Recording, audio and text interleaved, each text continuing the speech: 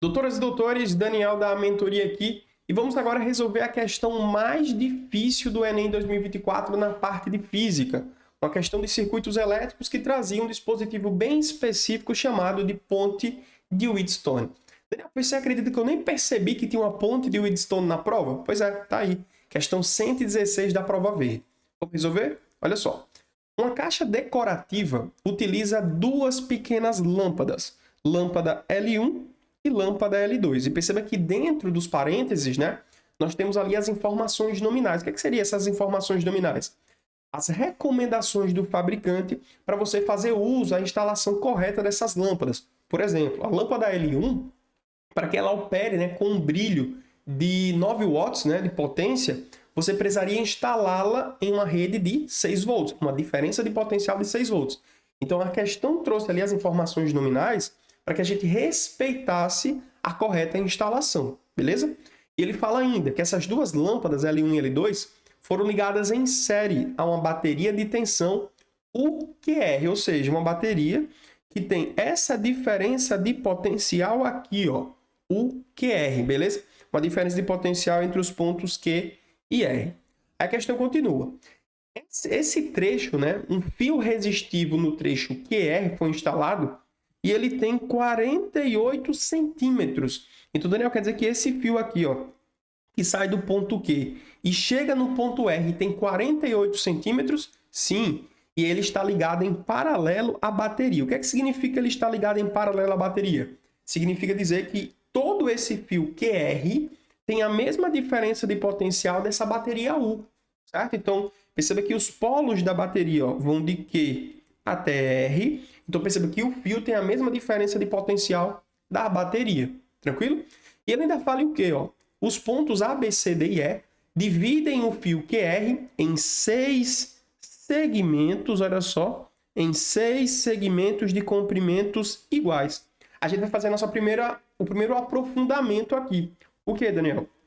Se eu tenho 6 segmentos iguais, e eu sei que a distância QR é 48, então eu já posso concluir que cada comprimentozinho desse vale 8, né? Ó, 8 centímetros é aqui, olha só, 8 centímetros aqui, 8 centímetros aqui, 8 centímetros aqui. Eu não vou nem escrever para não ficar poluída a imagem, mas eu quero que você lembre que cada ramozinho desse, eu vou até pintar de uma cor diferente, ó. Cada ramozinho desse tem 8 centímetros. Aqui tem 8. Aqui tem mais 8. Olha só, estou pintando aqui os ramos, ó, para que você perceba que cada ramozinho desse vai apresentar um comprimento igual, que a questão falou, né, que seria de 8 centímetros. Ou melhor, 48 é tudo, então cada ramo desse é 8. Mas, Daniel, por qual motivo o comprimento é importante para a gente? Sabe por quê? Porque existe uma expressão que relaciona a geometria do fio, que é justamente a segunda lei de Ohm.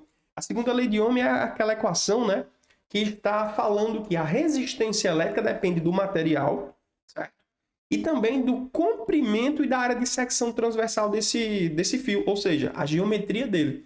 Se a gente sabe que esse fio, em todos esses ramos, é formado pelo mesmo material e tem a mesma área de secção transversal, quanto maior for o comprimento desse fio, maior vai ser a resistência elétrica. Faz sentido ou não? Mas se eu tenho comprimentos iguais, ambos de 8 centímetros, cada ramozinho desse vai ter um resistor, vai ter uma resistência elétrica de mesmo valor, certo? Daniel, se eu tenho resistências elétricas de mesmo valor, o que é que eu posso concluir também? Que a tensão elétrica vai ser igual em cada ramo desse. Não sei se você já percebeu, mas a lâmpada L1, por sua vez, ó, ela opera em uma condição ideal em 9 volts, ou melhor, 6 volts. Né? Então, perceba que aqui, ó, eu tenho 6 volts. Já a lâmpada L2, que vou finalizar aqui no ponto R, ó, ela opera idealmente numa diferença de potencial de 12 volts. Certo? Faz sentido ou não isso aqui? Ah, Daniel, faz. Mas o que é que isso vai conseguir progredir nessa questão? Se eu sei que essa lâmpada tem 6 volts e essa outra tem 12 volts e não existe nenhum equipamento aqui, considerando que a resistência elétrica dos fios é desprezível, então entre os pontos Q e R, nós temos quanto de DDP? A soma de 12 com 6. Ou seja, 18 volts. 18 volts. Então, eu tenho 18 volts aqui, de Q para R? Sim.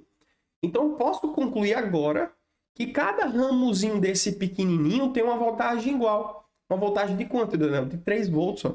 Então, aqui no verdinho, 3 volts no roxo, 3 volts no vermelho, 3 volts no amarelinho, 3 volts no azul, 3 volts no rosa, 3 volts. Então, cada ramozinho desse tem 3 volts. Beleza? Conclusões que a gente foi tomando só na leitura do texto. Vamos continuar.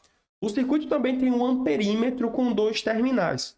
Um ligado, olha só, nos terminais P, que está ligado ao fio entre 2 lâmpadas, e outro que está no terminal S, que está livre. Ó. A gente não colocou ele em ponto nenhum. Tranquilo? Mas me diz uma coisa, por qual motivo alguém colocaria um amperímetro ligando 2 ramos em paralelo, como aconteceu aqui? Ó. Vou colocar um amperímetro ligado 2 pontos em paralelo. Lembra que a instalação de um amperímetro é para ser como? Em série. Para você conseguir diagnosticar a corrente que passa por aquele ramo. Na hora que eu coloco esse amperímetro em paralelo aqui, ó, a corrente elétrica vai eventualmente passar pelo amperímetro, porque um amperímetro ideal ele tem uma resistência elétrica que é nula, então eu criaria ali um curto-circuito. Certo? Vamos continuar lendo mais esse problema. Dependendo do ponto em que o terminal está livre, for conectado, ocorrerá uma mudança na tensão na qual as lâmpadas são submetidas. Faz sentido, né? À medida que eu mudo aqui a chave do amperímetro, ó, eu fico submetido a tensões cada vez diferentes. Ó. Se eu colocar aqui, ó, fica 3 volts. Se eu colocar nessa chave, vai ficar 9. Se eu colocar nessa outra aqui, vai ficar quanto? Vai ficar 12. E aí vai. Aí ele fala... os demais fios do circuito têm resistência desprezível, como a gente já falou. E olha o comando da questão. Em qual desses pontos o amperímetro deve ser conectado para que as lâmpadas acendam segundo as especificações de tensão e potência? Ou seja, L1 tem que ter 6 volts, L1 tem que ter 9 watts, L2 tem que ter 12 volts, L2 tem que ter 18 watts. Daniel, para que isso aconteça, não pode existir curto-circuito aqui. Faz sentido ou não? Faz. Então, para que as lâmpadas acendam de maneira eficiente, assim L2 vai acender sem a corrente passar por A, já acabei falando a resposta sem querer, não tem como passar corrente pelo amperímetro. Mentira, Daniel. Sério, ó. A corrente pelo amperímetro é zero. Certo? A corrente que passa pelo amperímetro é zero, porque L2 tem que ficar ligado. Então, como é que eu faço isso? Escrevendo uma ponte de Wheatstone. A resistência elétrica de L1, que eu vou chamar aqui ó, de R1, tem que ser produto, né, de R4 igual à resistência elétrica de R2 por R3. Lembra disso, daquela teoria de ponto de Wheatstone? Vou escrever aqui, ó. A resistência elétrica de 1 vezes R4 tem que ser igual à resistência 3 vezes a resistência 2. É o produto cruzado, né, do valor dos resistores, certo? É o que fala a ponte de Wheatstone. Mas, Daniel, me diz uma coisa. Para que isso aconteça, o que é que eu tenho que respeitar? A corrente não pode passar por aqui. Beleza? Antes de tudo, a gente tem que lembrar disso. A corrente não pode passar por aqui. E, olha só, se a corrente não pode passar por ali, é porque a diferença de potencial entre o ponto P e esse ponto X aqui, ó, tem que ser o quê? A mesma. Se nós temos o mesmo potencial elétrico de P para X, a corrente não flui por ali. E como é que eu faço isso, Daniel? Colocando, olha só, os valores de voltagem iguais a das lâmpadas. Então, se eu tenho aqui ó, 6 volts também e aqui 12 volts também, perceba que a diferença de potencial vai ser igual. Ó. Aqui foi 6, aqui foi 6. Então, perceba que a diferença de potencial aqui vai ser 0. Aqui é 12, aqui é 12. Diferença de potencial 0.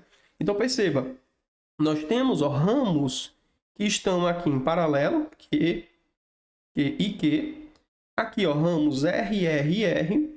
Percebe que as diferenças de potencial ali sempre vão dar 0, porque nós estamos sempre em paralelo. Então, dessa maneira, a gente consegue concluir o quê? Que para eu conseguir 6 volts de tensão, eu preciso de 2 ramozinhos desse. Para que eu consiga 12 volts de tensão, eu preciso, olha só, 4 ramozinhos desse.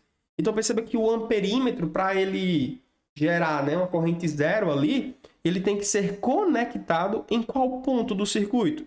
No ponto, Daniel, da letra B. É isso? Exatamente. Vou apagar aqui para melhorar a visualização. E a minha chave tem obrigatoriamente que ser conectada aqui em B. Certo? Então, esse ponto X, né, é igual ao ponto B. Olha só, questão bem complexa, bem difícil, com um nível de exigência um tanto quanto maior, certo? E você precisaria ter muito cuidado, né, caso chutasse, acertasse essa questão para não confundir ali seu TRI. Então, questão alternativa da letra B, questão muito boa, porém com um nível de dificuldade bem acentuado, beleza? Gostou dessa resolução? Curta esse vídeo, comenta aqui embaixo e se inscreve aqui no YouTube da mentoria para receber informações sobre o Enem todos os dias.